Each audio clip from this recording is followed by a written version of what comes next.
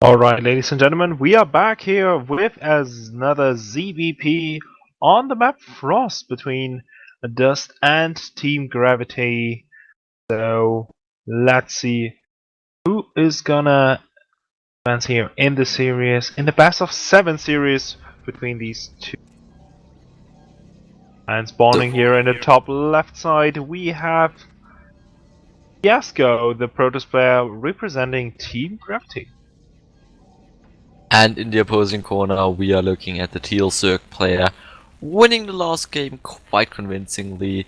It is Did You See That's RSM. Righty, so we already saw ZVT here from RSM and showing some great performance there, so let's see how his ZVT is. Yeah, absolutely, of course, we have Frost now as our map. Definitely not the best map for a Zerg. So let's see if he can, even though show good performance and trying to take that win home. Because, obviously, getting already 2-0 ahead in a best of 7 is a very nice start.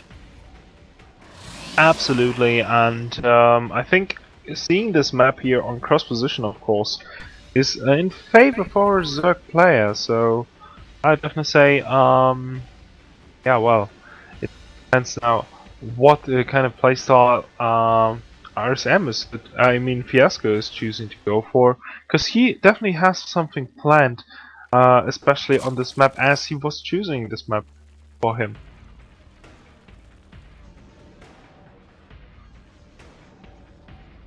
Alright, looking at Fiasco, he's probably going for the Nexus first here. Very smart decision. I'm not sure, is that map actually force cross? I don't think it is, right? No, but still, it's a nice decision here. Getting the quick Nexus here, and that is... why... Was there a block going on? Did I miss something? Why did he get the third hatchery first? That is weird. Yeah, he didn't There was no blockage, right? Because if you look at the vision, Fiasco was not scouting. That is weird. Why would you do that? You have any clue, Gentle?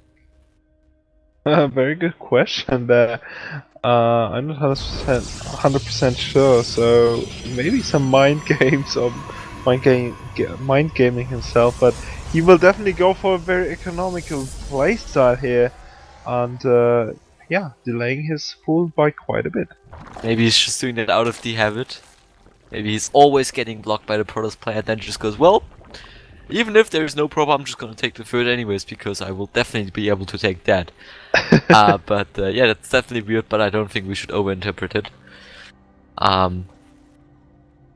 Yeah, I'm just gonna forget about it and say both hatcheries were built at the same time and there was no difference.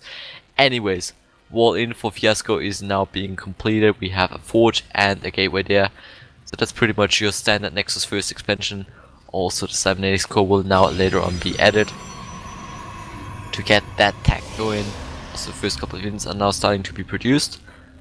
Let's see if he actually decides to go for a quick +1. Because that usually would indicate a quick push to, for example, bring down a quick third base of the Zerg player.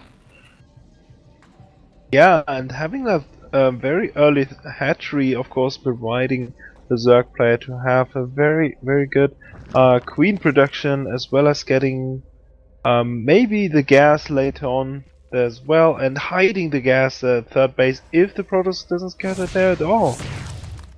Already one Zergling is trying to peek at the front entrance there, but it will eventually go down to that Photon Cannon.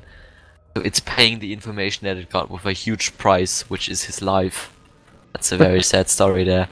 Yeah. And ultimately now Fiasco going for the Stargate, which, as previously mentioned, is still, in my eyes, a very nice decision, just because those Phoenix, with their mobility and with the potential that you can, or with all the potential stuff that you can do with them, it's very nice. Well as the Robo, of course, it's also going down. I think he's just either gonna get only one Phoenix or maybe just 4, and then we'll transition into somewhat of a Robo style, maybe Also 2-base all in. Don't think so, just because that map is so huge that macro play is just heavily favored. But no, it actually will be a Void Ray. That's interesting. Wow.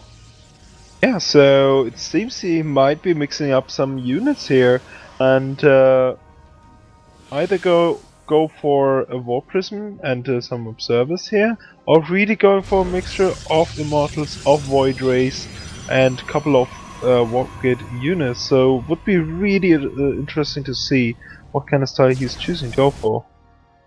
Already the first Overlord that was scouting the main base there, he's getting taken out immediately. And we will see now Immortal production beginning, Wow. as well as another Void Ray. How is he planning on financing that for the long run? It's definitely... I think it is manageable to go for some Immortals and Void Rays, and then mixing it up with some Zealots and maybe 2 or 3 Sentries. But really excited to see how this is gonna work out for him. Maybe he's just gonna go for a very, very big 2-base push here with Immortal, Zealot, and Void Rays. Yes, exactly. I don't think I have really seen anything like that, but well, well, 7 more gateways. That's definitely somewhat of a 2-base all-in. I give you that much. So we will have overall 8 gateways, a Stargate, and a Robo. Maybe it's just getting those 2 first initial Void Rays, and then we'll go into over a 2-base all-in. That could also be a possible option. But now Void Ray is closing into his opponent's base. We'll first of all scout the 3rd or 4th base or whatever that is. We'll see that there is nothing indeed, and then we'll just go for the natural, trying to do as much damage as possible.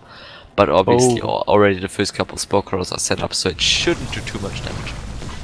Absolutely, and Fiasco is actually already going for the Hydra production, and this is really, really good. As not only have already the creep spread there, but also having the speed done, he can be really defending there between these 2 bases. So this is actually really good for him.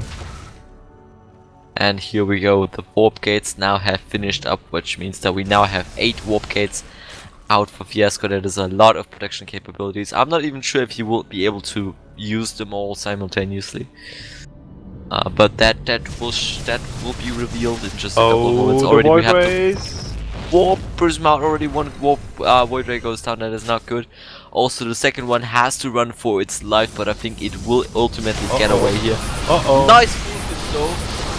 Oh wow, this is actually huge. Fiasco doesn't want to lose the Hydras here so early on. He really needs to go in position, but at least he killed off one of the Void Rays, which is delaying the attack here by quite a bit.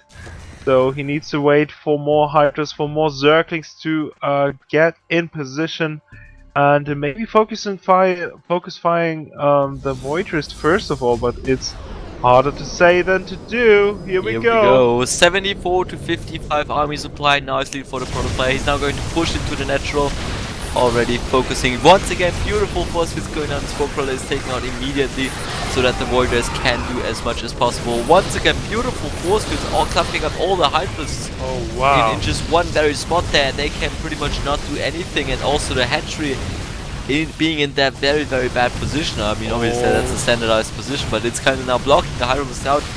They have very, very little surface area. The hatchery will go down. Now the Hydras are also going on to the high ground. Lynx are swinging in from the back, but I think it's just not gonna be enough.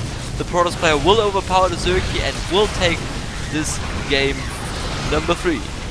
Absolutely, GG. Or is it game number 2? I'm losing my mind. It is. That was game number 2, meaning that Fiasco just tied up the score here between Team Gravity and Dust, aka did you see that? So the score now is 1-1, we are still in the best of 7. This has been Poison TV casting the ISTL qualifier number 2. If you've enjoyed it, feel free to leave a follow. Also check us out on twitch.tv/poisontvde. You can also find all the relevant links there to YouTube, Facebook and Twitter if you want to check that out. And I'd say while we're waiting for the next game to happen, we're gonna put on some more music, so guys stay tuned for game number 3 between Team Gravity and Did You See That?